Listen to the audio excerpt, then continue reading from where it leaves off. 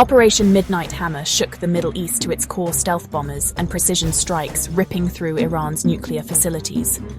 But now that the dust has settled and a tenuous ceasefire holds, who really came out on top? The United States, Israel, or Iran?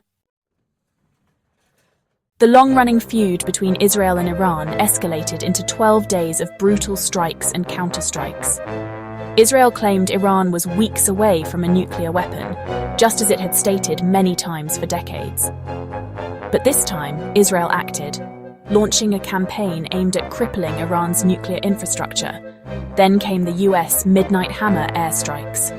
Under the orders of President Trump, stealth B-2 bombers, F-35 and F-22 fighters, and bunker-buster bombs ripped into Natanz, Fordo and Isfahan.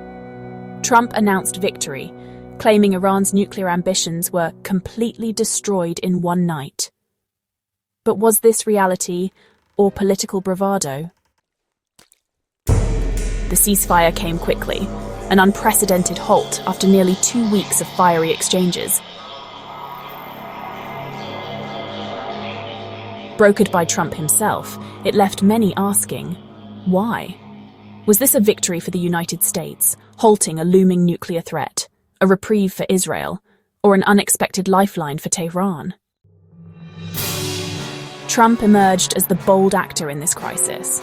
By attacking deep underground nuclear sites, he acted where previous US presidents only talked. In doing so, he enforced the mantra, peace through strength.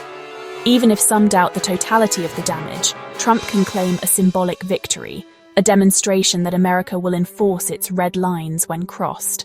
He enters the history books as the president who dared when others feared. Israel launched this war because it refused to accept a nuclear-armed Iran. Yet the ceasefire came too soon for some in Israel. Despite US support and advances in crippling strikes, many felt this was the moment to finish the job, potentially overthrowing the regime headed by Ayatollah Khamenei. For Israel, the ceasefire meant living with uncertainty, accepting that Iran's nuclear clock might still be ticking, if only delayed, not stopped. The biggest paradox is Iran itself. The strikes clearly weakened its nuclear infrastructure, yet the regime survived, saved by the very ceasefire meant to neutralize it.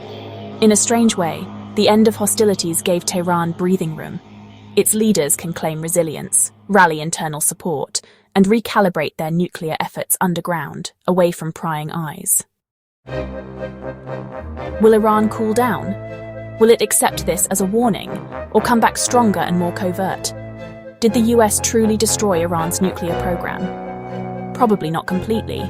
The regime still has knowledge, expertise, and secret underground facilities that weren't hit. What can the US do next?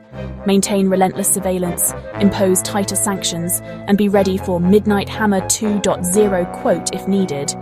Will Israel accept the status quo? Unlikely. Israel has long viewed a nuclear-capable Iran as an existential threat. It may pursue covert or overt options regardless of US or international constraints. The biggest lesson of Midnight Hammer is this.